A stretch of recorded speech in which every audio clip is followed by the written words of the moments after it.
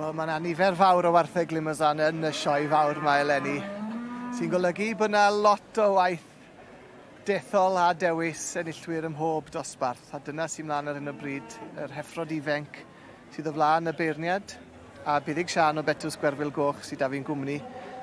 Mae yna ddosbarth eithriadol o grif yn hyn eto, yn does buddig? Oes, yn union, oes. Dosbarth yr Heffer Ifanc ydy hwn, felly'r dosbarth olaf yn yr heffrod.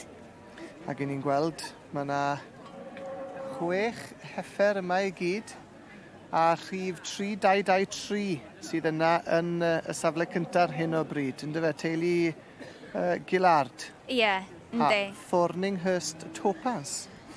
Yndi, mae hon yn heffer dda, ynddi. Yn dros y siapus.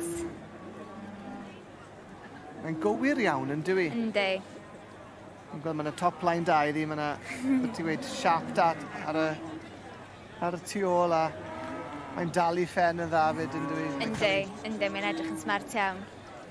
3224 wedyn yn yr ail safle. Teulu James sydd â ni fan hyn. Cowyn Tilia. Ie. Teulu o Gymru.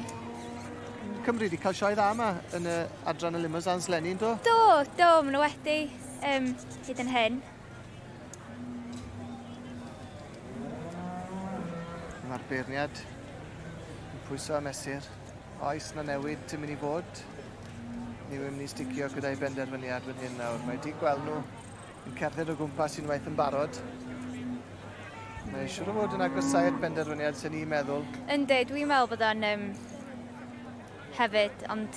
A di cael tipyn o dasg yn dod por yma, war y teg. Do, mae'n dosbarthiadau mawr di bod yn y dosbarthiadau'r heffrod yma. Ac o safon uchel hefyd. Fydde ti'n lwco bod yn isgidiau fe? Na, mae o'n dipyn o waith beirniadu dosbarth pan mae dosbarth mawr o safon hefyd yn dod. A pan mae'r dosbarthiadau yn dod a'r niferoedd o wartheg yn dod ac yn dod o hyd, mae'n dipyn o waith yn dod war y teg. Yndi.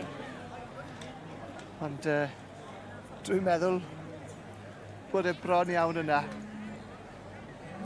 Dyn hwn fydd y dosbarth ola cyn ni symud ymlaen at yr pencampwriaeth yr heffrod a felly, ie. Ni'n edrych mlaen i gar at y dosbarthiadau hynny. Odra, mae'n hapus? Yndi. Wyt ti'n cytun efo fe buddig? Yndi, mae'r dosbarth yma'n andros o dda, yndi. Mae'r heffer gynta'n edrych yn dda.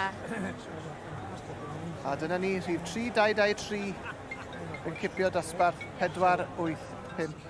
Thorninghurst Topaz wedi mynd â hi. Llonggorchiadau.